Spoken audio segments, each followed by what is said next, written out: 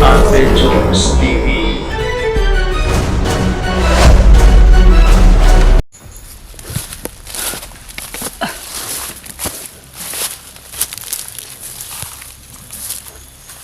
Ito.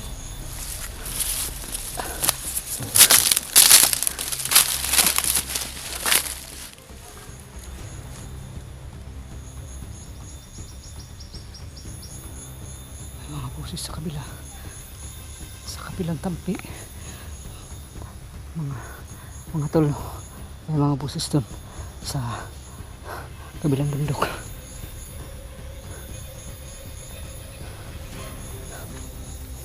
Parang hindi pa rin tayo tinatantanan siguro ngayon.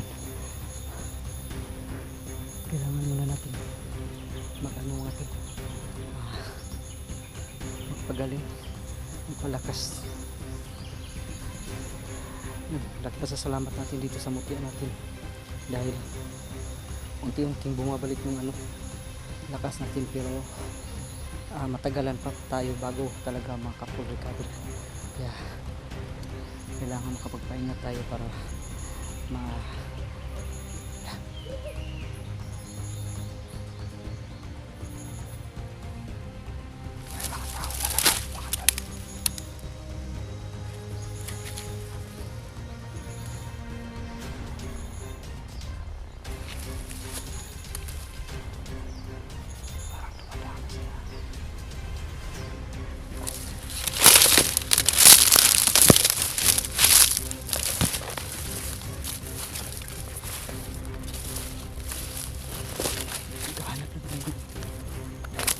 pagtatagpuanan ito mga tol. Makapagpahinga tayo at kailangan natin ng palakas. Kailangan natin ng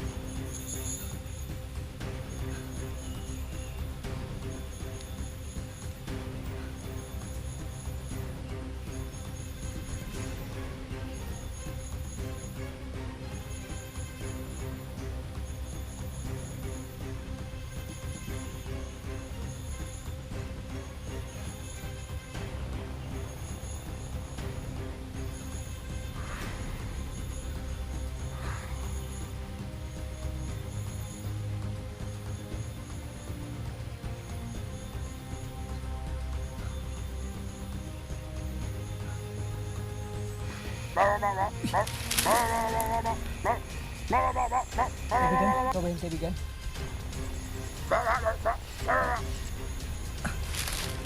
Buti at nandito ka, kaibigan.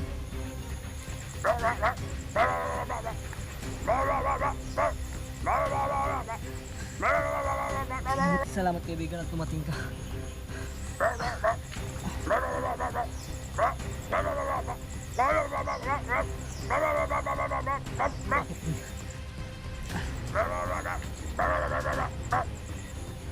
Oo nga, malaking tulong nga yung ano kaibigan,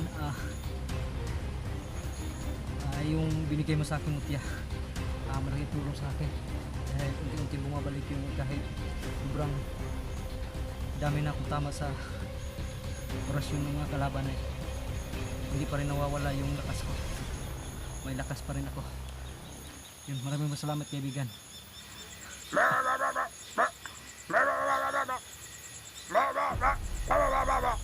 yung mga nandito si kaibigan Grego. Yan. Kinausap tayo na nandito no. Gagamutin daw niya tayo ngayon.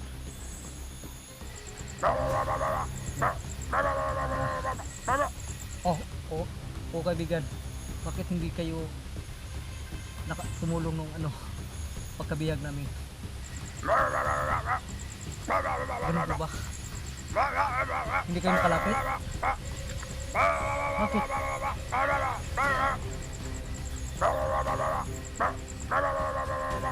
May pangontra sila sa inyo? Totoo ba yun kaibigan?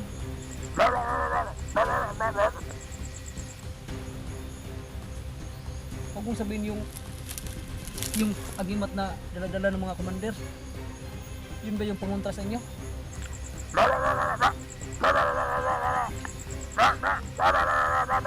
ganyan pala, pinagandaan na talaga ni Commander Sipsip yung posibilidad na tutulong kayo.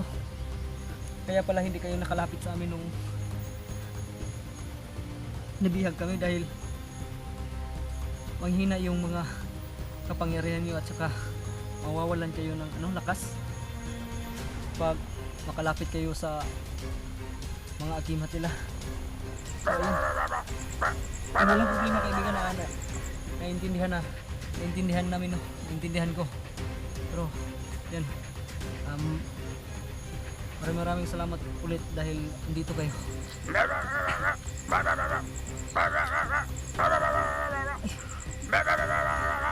Oo nga pala ano, buti pinaalala nyo yung mga tol, sabi ni kaibigan Grego. Yun, hindi ko nakalimutan ko mga tol na dala-dala ko pala yung binigay ni kaibigang Apollo at saka ni kaibigang Cyrus na mutya para kay Bro Riz, kagaya nung bigay ni kaibigang Grego sa atin.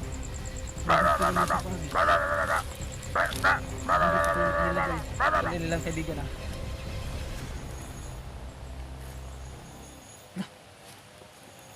Tama ka nga kaibigan, andito nga sa loob ng bag. So yun tol, ang mutya na bigay ni kaibigang Apollo at saka kaibigang Cyrus, buti at hindi nila nakita no. Inano pa naman nila itong bag. Talaga po, kusang mawawala to kapag hindi para sa kanya. Ganun din po ba yung nangyari dito sa mutya ko?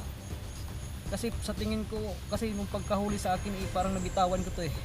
Ganun pala.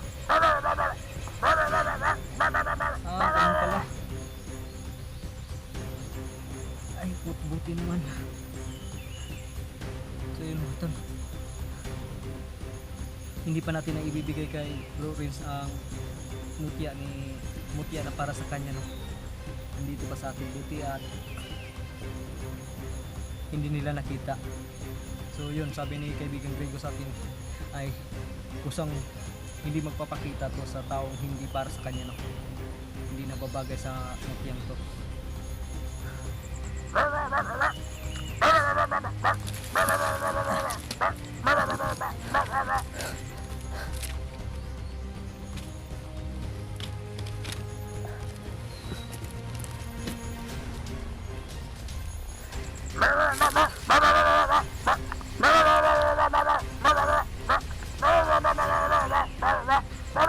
Talaga kaibigan, sige kaibigan. So yun tol, mas mabilis daw yung babalik yung lakas natin kapag hawak natin palagi itong mga mutya. Kapag lalo na kapag ngayong dalawa na yung hawak nating mutya ay panigurado ay madali tayo makaka-recover, no?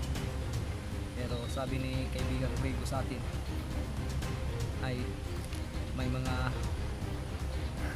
orasyon pa ni Commander Sipsip at sa mga kasamahan niya na nakakapasok na sa loob natin. So kailangan daw niyang tanggalin para para tuluyan nang mawala yung orasyon na ibinato sa atin, no? Sige kaibigan, salamat at kukunin mo yung mga itim na orasyon na nakapasok sa katawan ko.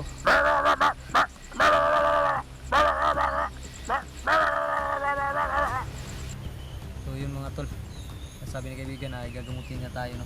Kaya kailangan na natin so sandali lang kaibigan, magmamasid muna tayo sa paligid natin, baka maano tayo nito eh. Baka ma-surprise na naman tayo.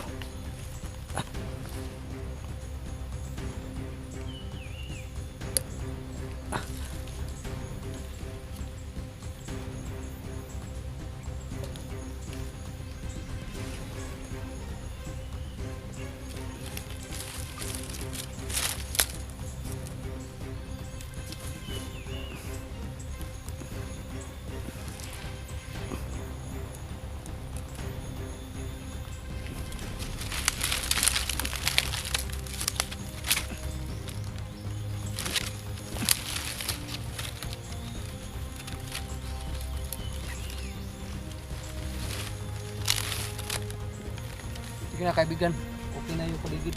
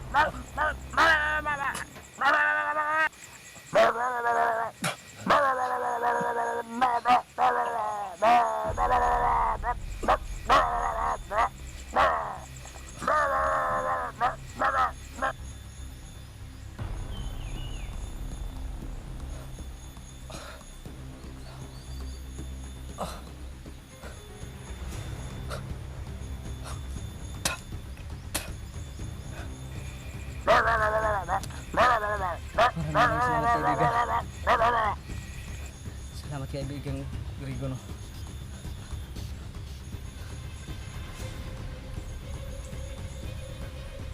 Yun to.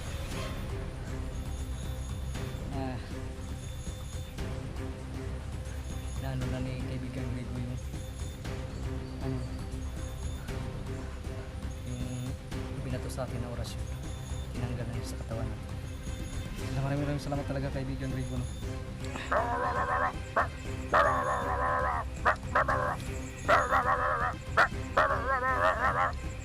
Talaga kaibigan?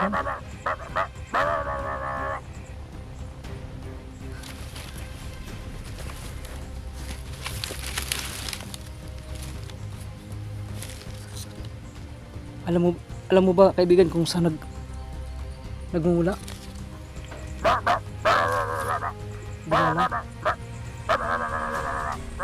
Sige kaibigan. O sige, ako na bahala kaibigan. Huwag kang mag-alala. Dahil nandito sa akin yung dalawang mutya, ako na ang bahala. kaibigan. Sige na, umalis ka na para hindi ka maano sa pangontras sa inyo. Oh, kakayanin ko kaibigan. Sige, sige. Maraming salamat ulit kaibigan. Sige, sige.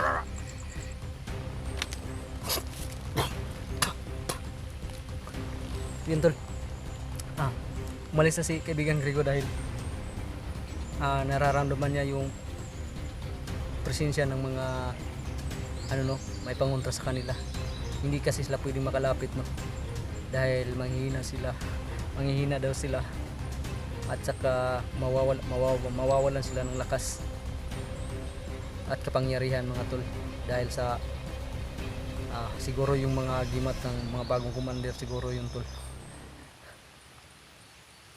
Parang pinaghandaan talaga ni Commander Sipsip yung pagkakataong ito tol, no? Iwan ko kung bakit may pangontra siya sa mga kaibigan nating elemento. Kaya yun, nagmamadaling umalis, buti na lang at natapos niya yung pag-alis sa mga orasyon na nasa katawan natin, no?